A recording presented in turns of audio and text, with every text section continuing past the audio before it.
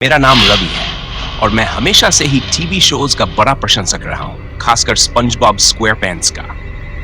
लेकिन जो घटना मेरे साथ हुई, उसने मेरी जिंदगी को पूरी तरह बदल दिया। ये घटना आज भी मेरे रोंगटे खड़े कर देती है और मुझे रातों को नींद नहीं आती। ये दिसंबर 2004 की बात है, जब मैं और मेरे 4 दोस्त अमित, रोहित, सुनील और विजय हमारे छोटे से गांव के पास स्थित एक परित्यक्त मानसिक अस्पताल के पीछे की गली में घूम रहे थे। हम अक्सर वहां की पुरानी और फेंकी गई चीजों को खोजते थे, उम्मीद करते थे कि हमें कुछ रोमांचक मिलेगा। उस दिन हमें एक पुरानी VHS टेप मिली। उस पर कुछ भी लिखा नहीं था और उसकी स्थिति भी बहुत खराब थी।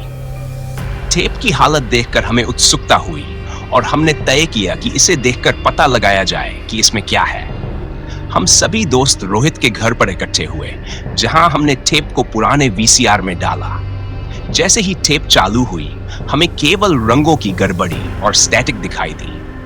आवाज भी बहुत विचित्र और डरावनी थी, जैसे कोई मेटल की चिल्लाहट। हमें समझ नहीं आया कि ये क्या है, लेकिन हमने देखने का निर्णय किया। कई मिनटों तक हमें कुछ भी स्पष्ट दिखाई नहीं दिया, लेकिन फिर अचानक स्टैटिक कम हो गया और हमें स्पंजबॉब का चेहरा दिखाई दिया। वह एक अंधेरे कमरे में खड़ा था और उसके चेहरे पर गहरा दुख और निराशा झलक रही थी।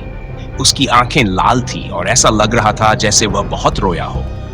कुछ सेकंड के बाद उसने धीरे से पलकें झपकाईं और एक बड़ी सांस ली। फिर उसने पास की मेज से एक गोलियों की बोतल उठाई।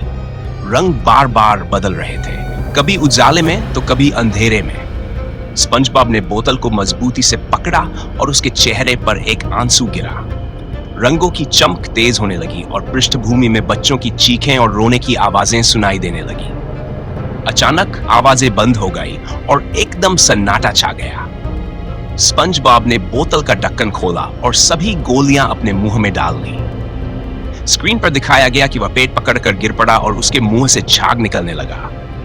उसने हल्के नारंगी रंग का उल्टी की और फिर स्थिर हो गया। इसके बाद स्क्रीन फिर से स्टैटिक में बदल गई। हम सभी बहुत डर गए थे। हमने टेप को तुरंत बंद कर दिया। किसी ने कुछ नहीं कहा। अगले कुछ दिनों में अजीब घटनाएं घटने लगी। सबसे पहले अमित ने आत्महत्या कर ली। वह हमेशा खुश रहने वाला लड़का था, लेकिन टेप देखने के बाद से वह चुप रहने लगा था। उसकी मौत के बाद रोहित गायब हो गया। कोई नहीं जानता कि वह कहां गया। उसके परिवार ने पुलिस में रिपोर्ट दर्ज करवाई, लेकिन वह कभी नहीं मिला। सुनील ने टेप के बारे में कभी कुछ नहीं कहा। वह बहुत डरा हुआ था और उसने किसी से भी बात करना बंद कर दिया। मैंने उसे कई बार समझाने की कोशिश की, लेकिन उसने हर बार मुझे नजरअंदाज कर दिया। विजय ने सबसे ज्यादा डरावनी बात बताई। उसने कहा कि टेप देखने के बाद से उसे हर रात स्पंजबॉब की भयानक छवि दिखाई देती है, जो उसे अपनी तरफ खींच रही होती है। विजय ने टेप को पुलिस को सौंप दिया, लेकिन कुछ ही दिनों बाद उसकी भी रहस्यमय परिस्थितियों में मौत हो गई। पुलिस ने टेप को नष्ट कर दिया, लेकिन तब तक बहुत देर हो चुकी थी। मैं ही अकेला बचा था जिसने इस घटना को झेला। मैंने कभी उस टेप के बारे में किसी से बात नहीं की, लेकिन आज मैं इस कहानी को लिख रहा हूं ताकि लोग सचेत रहें और ऐसी किसी भी चीज से दूर रहें जो उनकी जिंदगी को बर्बाद कर सकती है। मुझे अब भी उस रात की डरावनी आवाजें और विचित्र चित्र याद आते हैं। ये सब एक बुरे सपने जैसा लगता है, लेकिन ये हकीकत थी। उस टेप ने हमारे जीवन को बदल दिया और हमारे दोस्तों को हमसे छीन लिया। मैं प्रार्थना करता हूं कि कोई और ऐसी भयानक चीज का सामना न करे और सुरक्षित रहे।